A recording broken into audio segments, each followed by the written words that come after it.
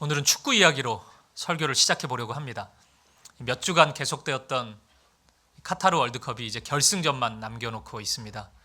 아르헨티나하고 프랑스가 붙었습니다. 제 생각에는 누가 이겨도 상관이 없을 것 같습니다. 저는 언제나 이기는 편이 우리 편입니다. 우리나라도 참 잘했죠. 축구 강국이라고 할 수 있는 우루과이와 비겼고 세계 최강 중 하나인 포르투갈을 이겼습니다. 이 월드컵 이후에 우리나라에서 이 월드컵과 관련돼서 가장 유행하고 있는 문구 하나가 있습니다. 뭔지 아십니까? 오늘 설교 제목입니다. 중요한 것은 꺾이지 않는 마음. 이 온라인상에서는 중꺾마라고 부릅니다. 이 말을 줄여가지고 집에 청소년 자녀가 있으면 중꺾마 이렇게 얘기해 보세요. 그러면 되게 좋아할 겁니다. 이게 16강 진출한 이후에 한국 선수들이 태극기를 들었는데 그 밑에 이 문구가 써 있었어요. 중요한 것은 꺾이지 않는 마음. 제가 이제 이걸 보고 아들한테 얘기하니까 저희 큰애가 청소년이거든요.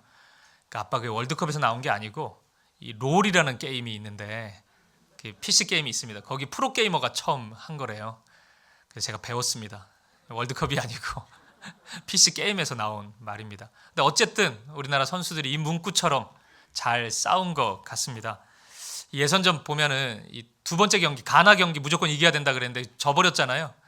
그래서 야 이거 16강 물 건너 갔구나 했는데 포르투갈을 이겨버렸고 사실 거기서 이겨도 뭐 16강 간다는 보장은 없었는데 경우의 수라는 게 있어가지고 근데 이 모든 것이 잘 맞아서 우리가 정말 함께 기뻐할 수 있었던 것 같습니다. 그 일전에 어느 축구 전문가로부터 이런 내용을 제가 들은 적이 있어요. 그 히딩크 감독 우리가 잘 알잖아요. 히딩크 감독이 우리나라에 부임하기 전과 후에 달라진 것이 굉장히 많은데 그 중에 하나가 정신력에 대한 정의가 달라졌대요. 그러니까 우리 8, 90년대 우리 한국 축구에서 정신력이라 하면 그냥 열심히 하는 게 정신력이었대요. 그래서 막 머리에 피나면 붕대 감고 쥐나면 참아 이래가지고 막 그냥 계속 끝까지 뛰고 이런 게 정신력이 강한 거다 이렇게 얘기했는데 히딩크 감독이 오고 나서는 그런 개념이 바뀌었대요. 뭐 이런 겁니다. 경기를 하다 보면 우리가 계획한 대로 이 경기가 펼쳐지지 않을 때가 있잖아요.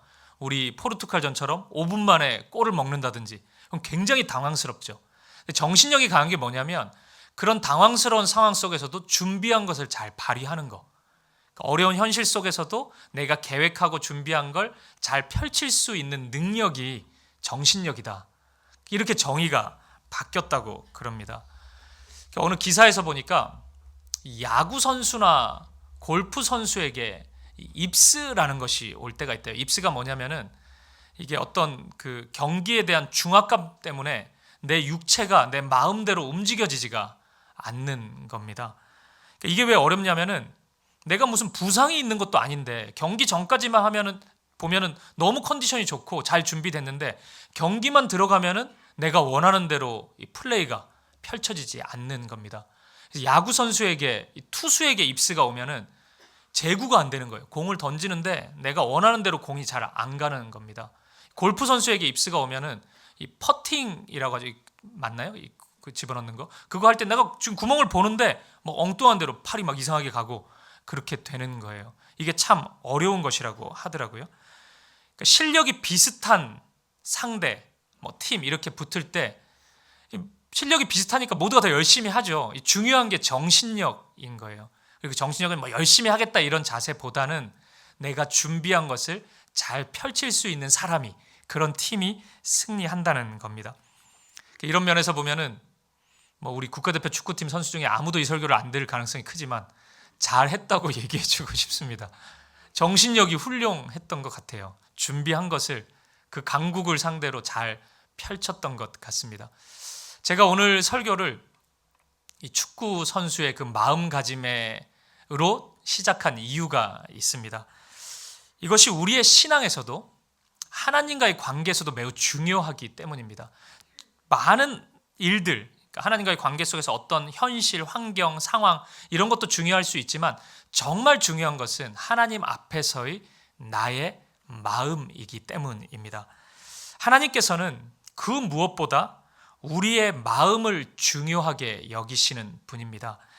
그것은 하나님께서 우리 사람을 창조하실 때 마음을 통해서 사람에게서 말이 나오고 행동이 나오고 삶을 이루도록 만드셨기 때문입니다. 하나님이 우리를 그런 존재로 만드셨기 때문에, 마음이 그토록 중요한 존재로 만드셨기 때문에 하나님은 우리를 바라보실 때 우리의 마음을 보기 원하신다는 것입니다. 저는 해군 출신이기 때문에 큰 함정을 타봤습니다. 여러분, 그 큰 군함이 배에서 막 갈 때 뭘로 움직이는지 아십니까? 파도에 따라서 가겠습니까? 그럴 리가 없겠죠. 이 조타실이라고 그 방에 가보면 조그만 키가 있습니다. 핸들, 자동차 핸들처럼. 그 조그만 그 핸들을 통해서 그 큰 배가 움직입니다. 그러니까 우리의 삶이 그와 같은 거예요. 우리의 거대한 인생이 움직이는 것은, 우리는 흔히 어떤 상황, 환경 이런 것을 중요하게 여기는데 실은 우리의 마음으로부터 출발된다는 겁니다. 우리의 마음이 키가 되어서 우리의 삶의 방향이 정해지고 실제 우리의 인생이 우리의 마음에 따라서 그렇게 펼쳐진다는 것입니다.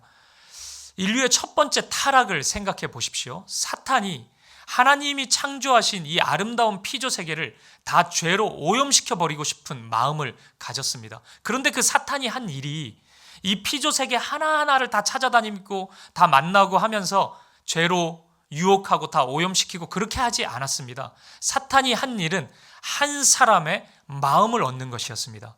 그리고 그 한 사람의 마음이 사탄에 의해 미혹되고 죄로부터 오염되어지자 그의 삶은, 그의 행동과 그의 삶 전부가 죄로 물들어 버릴 수밖에 없었습니다. 그리고 그와 가장 가까이 있던 그의 남편, 그의 부부 사이에 그 죄가 다시 오염되고, 시간이 흐를수록 모든 피조 세계가, 그의 가정, 그의 삶의 모든 영역이 죄 가운데로 빠져버릴 수밖에 없었다는 것입니다.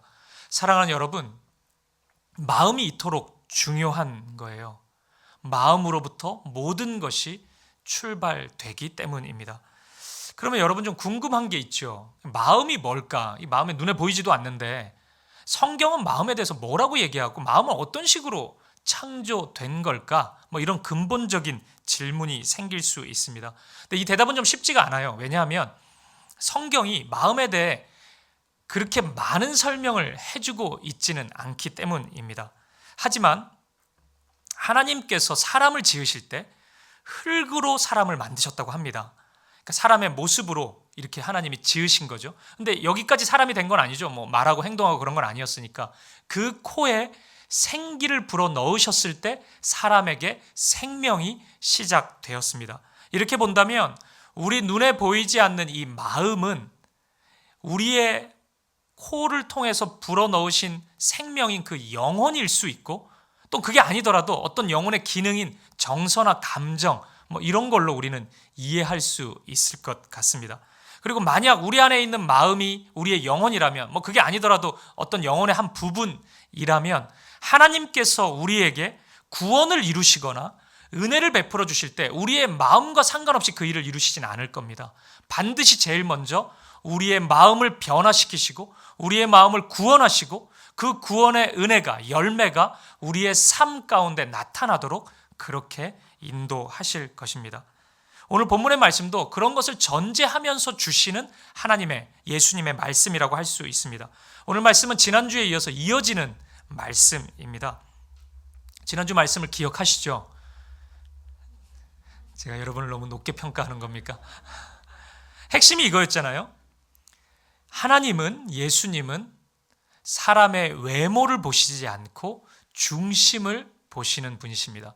그래서 대표적인 예가 바리새인들이었어요. 바리새인들은 겉으로는 거룩한 척하면서 살았거든요. 그러니까 사람들이 속아요. 바리새인 최고라 그래요. 믿음 좋다 그래요. 근데 예수님은 거기에 속지 않으세요. 중심을 보시니까 그 바리새인들 안에 있는 마음의 이중성을 보신 거죠. 그러니까 오히려 칭찬하기는커녕 책망하셨습니다. 그러니까 이렇게 보면 바리새인들은 진짜 이상한 신앙생활을 하고 있었던 거죠. 신앙생활을 하고는 있는데 마음을 신경 안 써요. 그러니까 내가 어떤 행동을 하고 있느냐 이런 것만 신경을 쓰고 있는 거예요. 그러니까 뭔가 경건생활을 하고 있다, 그걸로 만족하고 마음은 이상한 걸로 계속 채워지고 있는데 전혀 이상하다고 스스로 여기고 있지 않았던 것입니다. 예수님은 이들의 문제를 오늘 본문에서 다시 한번 정확하게 말씀하십니다. 오늘 본문의 15절과 16절 말씀입니다. 우리 같이 한번 읽어보도록 하겠습니다. 시작.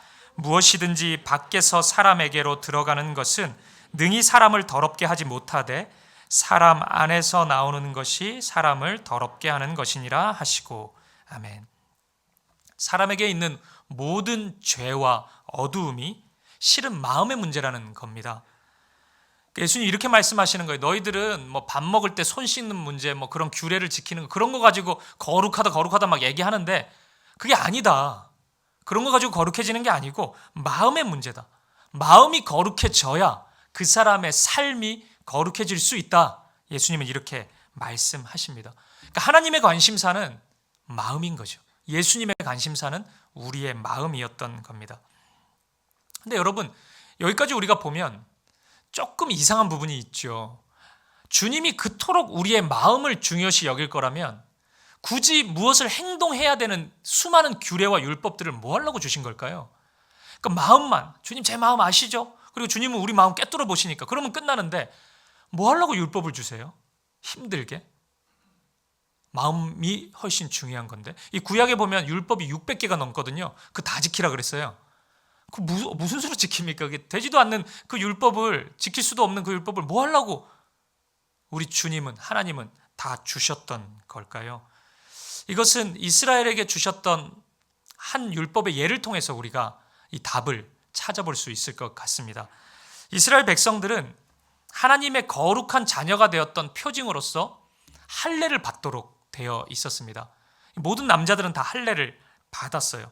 여러분, 하나님이 왜 할례를 받아야 되는 율법을 주셨을까요? 그 할례는 거룩한 백성의 표징인데 굳이 할례를 받는 것을 통해서 그 표를 허락해 주실 이유가 있을까요? 구별됨이 이유였다면 그냥 생물학적으로 구별되면 되잖아요. 예를 들어서 엄마가 유대인이고 이스라엘 사람이고 아빠가 유대인, 이스라엘 사람이면 나는 이스라엘 사람 아닙니까? 그럼 이스라엘 사람은 다 거룩한 사람이다, 구별된 사람이다, 이렇게 구분하면 되는데 뭐 하려고 또 이스라엘 사람들이 어차피 할례 받는 건데 뭐 하려고 또 할례라는 걸 또 하라고 하냐고요. 그게 좀 이상하지 않습니까? 굳이 귀찮을 수 있는 그 일을 하나님은 하라고 하시거든요. 여기에 율법을 주시는 하나님의 목적이 있는 것입니다. 하나님은 이스라엘 백성들이 할례라는 행위를 통해서 이 할례를 하잖아요. 하면서 하나님이 이 할례를 왜 하라고 하셨을까? 그 율법을 주시는 마음을 알기를 원하셨던 겁니다. 그것을 통해서 이것이 구별됨의 이유라면 하나님이 왜 우리가 구별되기를 원하시는지 그 마음, 그 사랑, 그 하나님이 품으셨던 그 마음을 알아서 그 마음에 우리 마음이 합해지기를 하나님은 원하셨던 것입니다. 그냥 나는 구별됐구나 이러면은 그런 마음 가운데 이룰 수 없다는 것을 아셨기 때문에 그 행동을 통해서 그 마음이 하나님께 드려지기를 원하셨던 거예요. 그래서 신명기 10장 16절을 보면 이런 말씀이 있습니다. 우리 같이 한번 읽어볼게요. 시작. 그러므로 너희는 마음의 할례를 행하고 다시는 목을 곧게 하지 말라. 아멘. 이 모세가 주신 하는 지금 설교의 말씀인데 독특한 표현이 나오죠. 마음의 할례입니다. 할례는 몸에 하는 거잖아요. 이게 일종의 수술인데 할례도 몸에 하는 거잖아요. 근데 느닷없이 마음에 해라. 할례는 마음에 하는 거다. 이렇게 모세가 말씀하는 겁니다. 이게 구약 성경에만 있는 게 아니고 신약 성경에도 있습니다. 로마서 2장 29절 바울의 말씀입니다. 이 말씀도 같이 한번 읽어보겠습니다. 시작. 오직 이면적 유대인이 유대인이며 할례는 마음에 할지니 영에 있고 율법 조문에 있지 아니한 것이라. 그 칭찬이 사람에게서가 아니요 다만 하나님에게서니라. 아멘. 바울도 할례를 마음에 하라고 말씀하고 있습니다. 우리가 이스라엘 백성이라면 할례라는 율법을 받았을 때 이거 왜 하라 그러지? 그냥 하라 그랬으니까 하자, 안 하면 또 혼나니까. 그래가지고 그냥 억지로 하고 기계적으로 하고 됐죠? 했으니까 나는 이제 하나님 백성이죠. 이런 모습을 하나님이 원하셨겠습니까? 할례라는 말씀을 주면서, 지키라는 말씀을 주면서 됐죠 하나님? 했으니까 됐죠? 뭐 줄 건데요? 뭐 이런 기대를 하셨겠어요? 아니겠죠. 이 말씀을 주실 때는 이 말씀에 순종하면서 하나님의 마음을 알기를 원하셨던 겁니다. 그 과정을 통해 거룩해지고 정결해지기 바라시는 그 하나님의 마음, 구별되기를 원하시는 그 하나님의 마음을 알고 그 마음이 사랑스러워지고, 그래서 이 말씀을 순종할 때도 억지가 아니고 내가 전적으로 그 말씀을 주신 하나님께 동의가 되어서 기쁨으로 이 말씀에 순종하기를 원하셨겠죠. 그 마음이 하나님께 드려지기를 원하셨던 겁니다. 그래서 성경은 이 할례를 두고 마음의 할례라고 말씀하고 있는 것입니다. 이것이 할례뿐이겠습니까? 하나님이 허락해 주신 모든 말씀이 바로 이런 목적으로 이스라엘 백성들에게 그리고 우리에게 허락되었다는 것을 여러분 기억하시기 바랍니다. 하나님이 우리에게 말씀을 주실 때는 절대로 부적과 같은 방식으로 주시지 않았습니다. 그 말씀을 들고만 다니면 뭐 복을 받는다든지, 이 말씀을 안 지키면 사고가 난다든지, 아니면 성경책을 들고 다니면 그 어떤 교통사고 위험에서도 내가 뭐 안전해진다든지. 제가 어릴 때는 그런 것도 있었어요. 성경을 베고 자면 두통이 사라지고 뭐 이런다고. 여러분, 말씀의 능력이 뭐 그런 식으로 나타나려고 하나님이 허락해 주셨겠습니까? 아닙니다. 이 말씀은 우리의 마음이 변화되기 원하셔서 주신 하나님의 말씀인 것입니다. 말씀을 읽고 듣고 그 말씀을 묵상하는 과정을 통해서 하나님의 마음에 동의가 되고 하나님을 더욱 사랑하게 되고 우리가 하나님의 마음과 합한 사람이 되어서 기쁨으로 우리의 삶이 말씀과 동화되기를 하나님께서는 원하셨던 것입니다. 우리를 향한 모든 말씀이 바로 이런 목적으로, 이런 과정을 기대하시면서 주신 하나님의 말씀인 것을 여러분 꼭 기억하시기 바랍니다. 이렇게 본다면 바리새인들을 비롯한 이 본문에 나오는 서기관들, 종교 지도자들의 모습은 보통 심각한 문제가 아닙니다. 모습은 언뜻 제법 말씀대로 사는 것처럼 보이지만 말씀에 조금도 하나님의 말씀이 그 마음에 심겨져 있지 않기 때문입니다. 그럼 뭐가 있었을까요?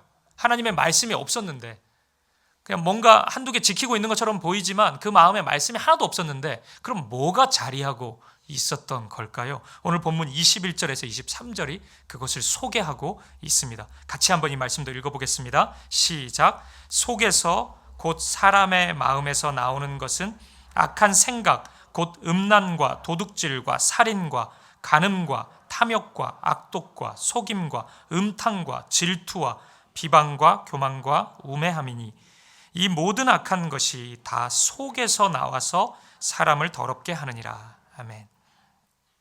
마음속이 이런 것들로 가득 찼던 겁니다. 보십시오.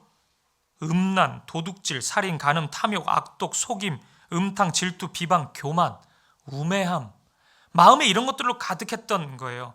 그러니까 아무리 규례를 지키고 밥 먹을 때 손 100번을 씻어도 이들의 삶에 변화가 일어나지 않는 겁니다.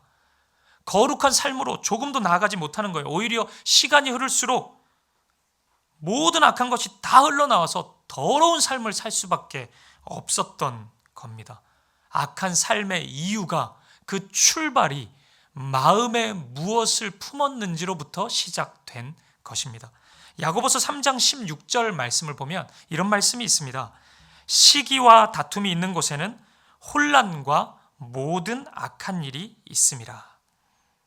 사람의 마음속에 시기가 있고 다툼이 있을 때 그 사람의 삶 속에 나타나는 모든 혼란과 악한 일이 다 일어난다. 성경은 그렇게 우리의 인생을 평가해 주고 있습니다. 따라서 지혜로운 사람은 삶의 환경을 정리하는 것도 중요하지만 그보다 더 우선적으로 자신의 마음을 살피는 사람입니다.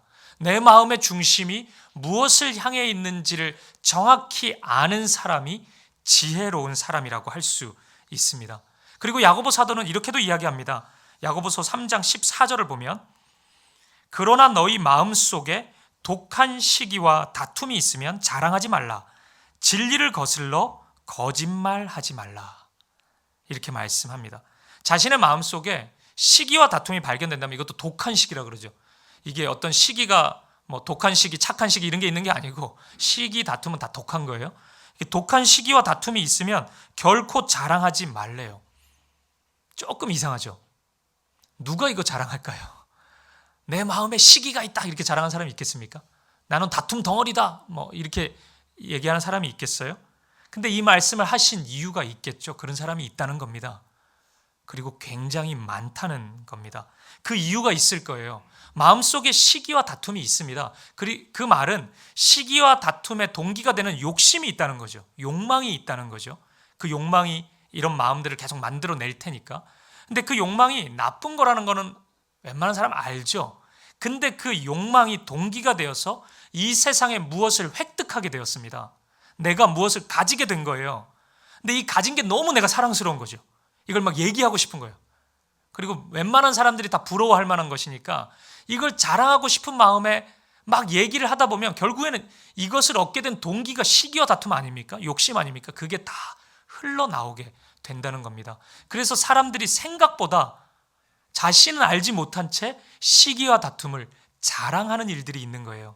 그래서 성경은 주의를 주고 있는 겁니다. 그거 자랑하지 말라고 말씀하는 겁니다. 저는 이런 모습이 신앙생활의 모습, 또 때때로는 하나님을 자랑한다고 하는 간증의 모습 속에서도 자주 나타나는 것을 확인합니다. 제가 유튜브를 통해서 설교 듣는 거 좋아하거든요. 생각보다 매우 다양한 목사님들의 설교를 제가 듣습니다. 근데 간증도 정말 많이 나오더라고요. 많이 들어요. 때때로는 감동적이기도 하고 저도 눈물을 흘리기도 합니다. 그런데 많은 간증들이 시작은 하나님을 자랑하겠다 그래요. 근데 가만히 듣고 있다 보면은 점점 그 사람 안에 있는 욕심과 세상을 향한 욕망이 계속, 물론 이제 욕심, 욕망 이런 단어는 안 쓰고 있는데 누가 들어도 그 마음이 계속 흘러나오는 것을 제가 확인합니다. 그 이유가 있는 것 같아요. 그것을 보통 간증하는 사람들은 무엇을 자랑하고 싶은 한 가지가 있는 건데 그것을 얻어낸 과정이 하나님이었기 때문인 것 같아요. 그러니까 이걸 자랑하고 싶은 거예요, 사실은. 근데 하나님은 사라져요. 그리고 자꾸 시기와 다툼과 욕망이 흘러나오는 겁니다. 여러분, 이런 얘기는 1시간, 2시간 들어도 하나님이 별로 안 남아요. 막 들었는데 이게 뭔가 감동적이긴 했는데 하나님이 안 남아요. 그 사람이 가지고 있는, 얻어낸 무엇이 남습니다. 그리고 그 과정 속에 있는 좋지 않은 마음들이 은근히 우리 가운데 와요. 오늘 야고보가 거짓말 하지 말라고 그러잖아요. 이 얘기를 하면서. 이게 왜 거짓말이 되는지 아십니까? 이게 자랑할 만한 것이 아니거든요. 근데 자꾸 그런 걸 얘기하다 보면 사람들이 속습니다. 저 같은 사람이 계속 이런 자랑 해보세요. 그럼 여러분들 속을 가능성이 굉장히 높아요. 뭐 목사님도 저런 시기 다툼 다 가지고 있는데, 저런 욕망 가지고 있는데 뭐 괜찮네. 다 그렇게 생각합니다. 그리고 그 마음을 용납해요. 그리고 계속 그 마음을 내버려 둡니다. 여러분, 그러면 아무리 종교적인 거룩해 보이는 삶의 모습이 있다 할지라도 그 열매가 아름다울 수가 없습니다. 마음이 이미 훼손되었기 때문입니다. 여러분, 기억하십시오. 여러분 삶 가운데 나타나는 모든 더러운 일들이 있다면 그 악한 일들의 출발은 다른 외부에서부터 온 게 아니고 우리의 마음으로부터 출발되었다는 것을 여러분 꼭 기억하시기 바랍니다. 따라서 오늘 우리가 이 말씀을 통해 점검해야 될 것은 우리의 마음입니다. 우리의 마음의 중심에 무엇이 자리하고 있는지 우리는 확인해야만 합니다. 지난주에 우리가 살펴보았던 고르반이 있었죠. 우리의 삶 속에 고르반의 모습이 하나둘 사라지는 것 너무 중요합니다. 하지만 고르반 10개 있는 것 다 사라졌는데 여전히 마음에 세상의 것을 품고 있고 악한 것을 가지고 있다면 그 사람의 삶은 고르반 없다 할지라도 아름답게 인도함 받을 수는 없다는 것입니다. 그러면 여러분, 이제 마지막 질문을 던져보고 말씀을 정리해보죠. 여러분, 그러면 어떻게 우리의 마음이 선해질 수 있을까요? 마음이 중요하다고 하는데, 모든 것이 마음으로부터 출발된다고 하는데, 그러면 어떻게 우리의 마음이 아름답고 선한 마음이 될 수 있을까요? 사실 마음의 중요성이야 모든 종교에서 다 이야기합니다. 특정 종교는 뭐 가보면 교회보다 훨씬 더 마음을 강조합니다. 마음이다 다 얘기해요. 그리고 종교적인 문제가 아니더라도 요즘에 세상에서는 다 마음 얘기합니다. 수년 전에 KBS 다큐멘터리, 굉장히 인기 있는 다큐멘터리가 있었는데 주제가 마음이었습니다. 얼마나 인기가 있었는지 책으로도 나왔어요. 마음이라고. 그 책의 주제가 뭐냐면 모든 일은 마음으로부터 출발된다. 오늘 설교잖아요. 근데 그게 기독교가 아니거든요, 그게. 근데 그게 다큐멘터리로 나오고 책으로도 나왔어요. 그 챕터를 보면은 사람과의 관계 어떻게 해결해? 마음으로 해결한다. 우리 자녀 교육에 관심이 많잖아요. 애들 다 공부 잘했으면 좋겠잖아요. 아닙니까? 그것도 마음으로부터 출발한다. 뭐 그렇게 다 나오더라고요. 어떤 역경의 시간이 찾아올 때 어떻게 극복하냐? 마음이다. 다 챕터마다 마음으로 해결하는 거. 그 의학적으로, 뭐 과학적으로 여러 가지 세상의 이론들을 통해서 그것을 증명하는 그런 다큐멘터리였고 책이었습니다. 그러니까 예수님의 말씀을 모르는 사람들도 이제는 이 세상에서 다 마음의 중요성을 얘기하는 거예요. 근데 이제 우리에게는 궁극적인 질문이 생기는 거죠. 그럼 그 마음을 어떻게 다루어야 하냐고요. 마음의 중요성은 알겠는데 오늘 예수님 말씀 듣기 전에도 우리는 알았는데 그 마음을 어떻게 다룰 수 있습니까? 그냥 가만히 두면 됩니까? 안 되잖아요. 그냥 마음을 두면 자꾸만 나의 만족과 유익을 추구하는 우리들이잖아요.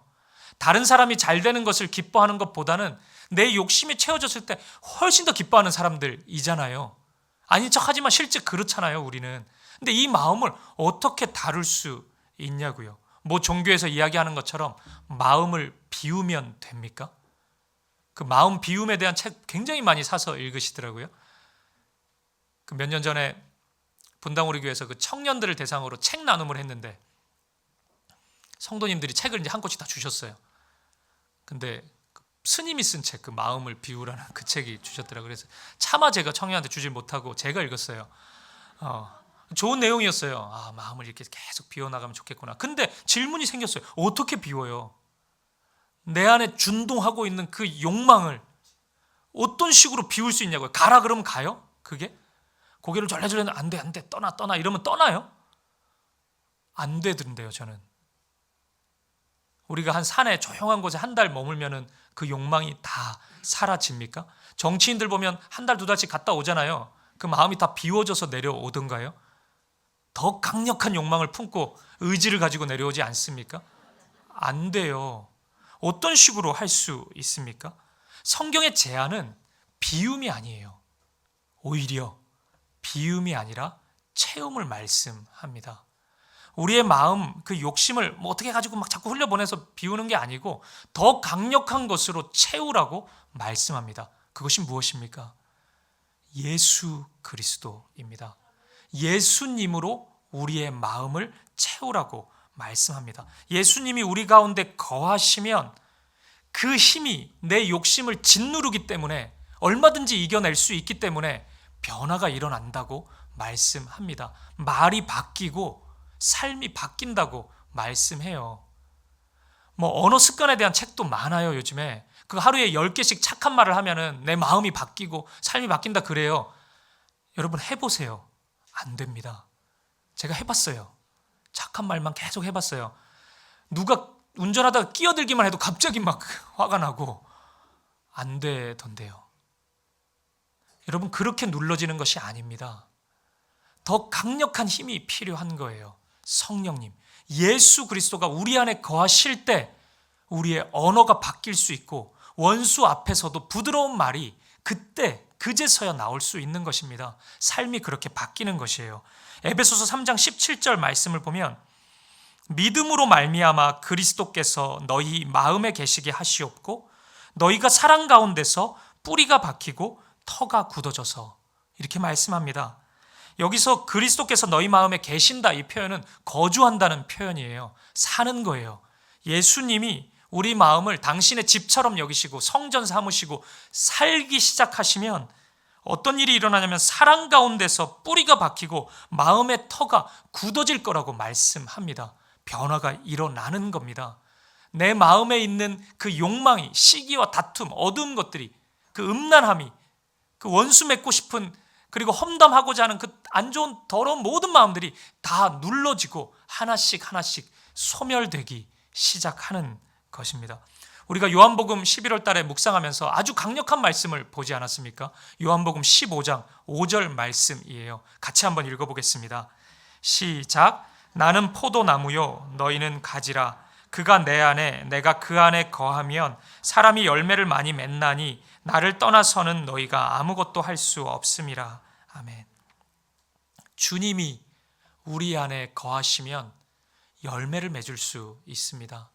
주님이 우리 안에, 우리가 주님 안에, 주님과 동행하면 그 일이 일어납니다. 사랑하는 여러분, 언제나 어디서나 예수님을 마음의 주인으로 모시며 살아갈 수 있는 저와 여러분 되시기를 간절히 소망합니다. 말씀을 마무리하겠습니다. 구약성경 잠언 4장 23절을 보면 이런 말씀이 있어요. 모든 지킬 만한 것 중에 더욱 내 마음을 지키라. 생명의 근원이 이에서 남이니라. 아멘. 성경은 분명히 우리 마음을 지키래요. 왜냐하면 모든 생명의 일들이 그 마음으로부터 시작되기 때문이라고 말씀합니다. 이 말씀 좀 독특해요. 지키라가 2번 나와요. 모든 지킬 만한 것 중에, 이 지키다 단어가 나오잖아요. 네 마음을 지켜라, 이 지키다가 있죠. 근데 이 두 단어가 히브리어 성경을 보면 다른 단어입니다. 첫 번째 지키다는 그냥 흔히 쓰는 지키다인데, 마음을 지키라 할 때의 지키다는 좀 더 공격적이에요. 그러니까 이런 의미일 겁니다. 우리가 인생을 살다 보면 지켜야 하는 많은 것들이 있어요. 삶 가운데 내가 열심을 내었던 어떤 성과들, 이런 거 지켜야죠. 여러분 직장 생활 하시는 분들, 사업하시는 분들, 열심히 한 만큼 무엇을 지켜내야 되는 것들 있죠. 그거 지켜야죠. 때때로는 우리의 세상 가운데 삶 속에서 우리의 명예를 지켜야 될 때도 있습니다. 그런 거 지켜야죠. 우리 가족들, 또 가장이신 분들은 가족들, 자녀들, 인생을 우리가 어느 정도 또 지켜야 되는 책임도 있습니다. 사업하시는 분들은 회사에 직원들이 있으시다면 그들의 생계, 그들의 딸려있는 가족들, 그런 거 다 지켜야 되는 무게감이 분명히 있을 겁니다. 이거 다 중요하죠. 그런데 성경은 분명히 말씀해요. 이 모든 것들 중요한데 이 지켜야 되는 것, 지키지 말라는 게 아니고 그 중에 우선순위가 돼야 되는 것이 있다면 우리의 마음이라는 것입니다. 우리의 마음을 지키래요. 우리의 마음을 빼앗겨버리면, 잃어버리면, 주님이 우리 마음 가운데서 거하시지 않으면 모든 것을 다 잃는 것이라고 말씀하고 있습니다. 왜요? 하나님이 함께 하시는 인생이 아니지 않습니까? 우리가 그런 인생을 꿈꾸지는 않잖아요. 그렇기 때문에 마음의 주님을 모시는 것, 마음을 지켜내는 것, 이것이 가장 소중한 것입니다. 여러분, 2022년 이제 다음 주가 마지막 주일이에요. 2주 남았습니다. 1년의 시간을 돌아보면서 여러분은 무엇을 지켜오셨습니까? 그리고 지금 무엇을 지키고 계세요? 만약 여러분들이 지켰던 많은 것들이 보인다면 그거 감사할 수 있을 겁니다.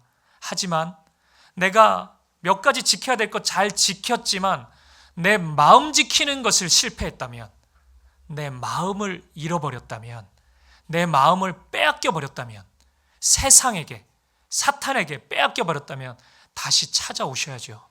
그 마음을 지켜내야 합니다. 그것이 이 남은 2주 남은 저와 여러분의 과제였으면 좋겠습니다. 오늘 이 말씀을 통해서 잃어버린 마음을 돌아보고 그것을 다시 회복시킬 수 있는 은혜가 있기를 바랍니다. 이렇게 기도했으면 좋겠어요. 주 예수님, 내 마음에 찾아오시옵소서. 다시 오셔서 내 마음을, 내 삶을 다스려 주시옵소서. 예수님, 당신이 나의 주인이십니다. 이렇게 고백할 수 있는 우리였으면 좋겠습니다. 그래서 무릇 지킬 만한 것 중에 더욱 저와 여러분의 마음, 우리의 마음을 지켜낼 수 있는 저와 여러분 되시기를 주님의 이름으로 간절히 축복드립니다.